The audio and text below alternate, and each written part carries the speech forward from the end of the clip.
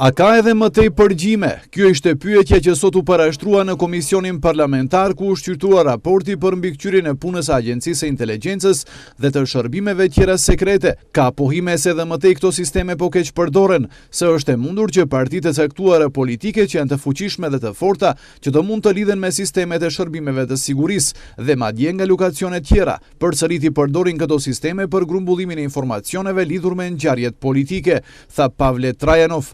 Deputeti opozitar Goran Misovski, duke u thirrur në raportin e Pribes, thot se sistemi i sigurisë është i tepërtueshëm dhe pikrisht marrëveshja e Përzhinos dhe dorëheqja e Gruevskit janë pasojë e përgjimit jo ligjor.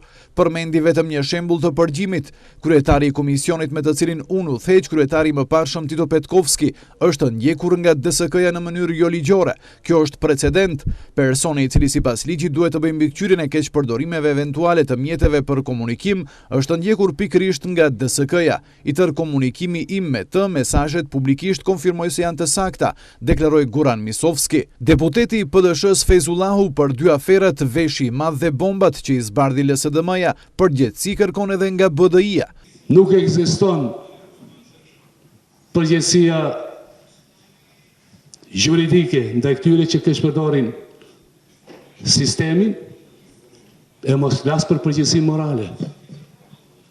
Këtu e kam fjalën për fajsuesit të cilët e shqiptarëve, të cilët thirren në një legitimitet se e kanë. Ka një zëvendës ministër në të punëve të brendshme, si në garniturën e parë me LSDM, ashtu edhe me VMRO, po kur vjen te përgjegjësia ata sillen se nuk jemi pe këtu. Sipas partisë në pushtet, nevojitet bashkëpunim bipartijak në pjesën e mbikëqyrjes së shërbimeve të sigurisë. Kemi problem me nivelin e ulët të kulturës së sigurisë dhe kjo është rast edhe me deputetët. Kemi problem me nivelin e ulët të besimit që ekziston mes deputetëve antar në këto komisione, gjithashtu me nivelin e ulët të bashkëpunimit kur bëhet fjalë për fushën e mbikëqyrjes, tha Pavle Sazdov nga VMRO DPMNE-ja. Qendra për siguri, zhvillim dhe sundim të së drejtës nga Zvicra, deputetët i porositi se patjetër duhet i mundsohet komisioneve parlamentare për mbikëqyrje të kryen vizita të planifikuara dhe të paplanifikuara në kompanitë e telekomunikacioneve dhe të kryen kontroll të vazhdueshëm të pajisjes së shërbimit të sigurisë dhe inteligjencës.